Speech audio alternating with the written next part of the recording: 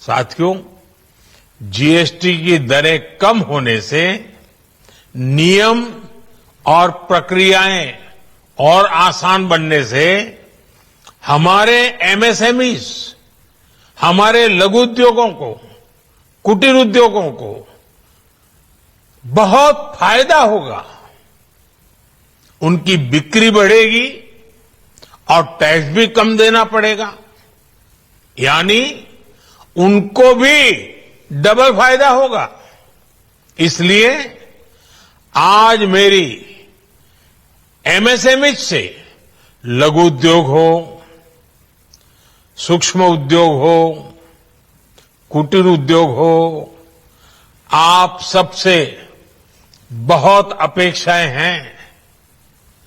आपको भी पता है, जब भारत समृद्धि के शिखर पर था, तब भारत की अर्थव्यवस्था का मुख्य आधार हमारे एमएसएमईज थे, हमारे लघु और कुटीर उद्योग थे।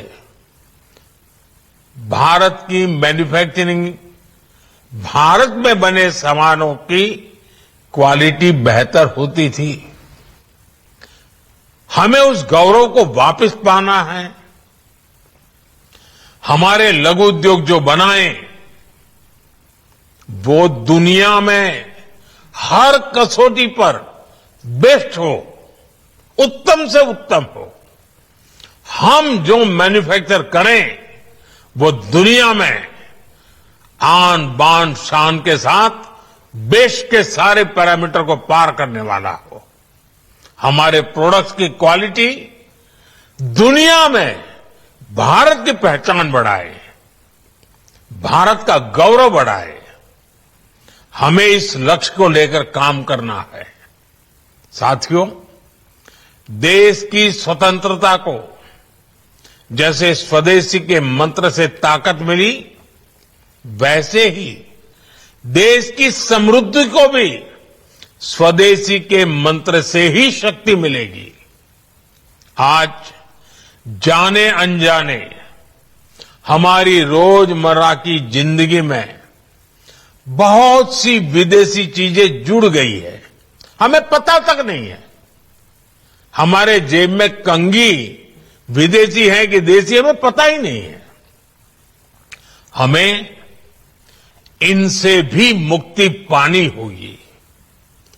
हम वो सामान खरीदें जो मेड इन इंडिया हो, जिसमें हमारे देश के नौजवानों की मेहनत लगी हो, हमारे देश के बेटे बेटियों का पसीना हो।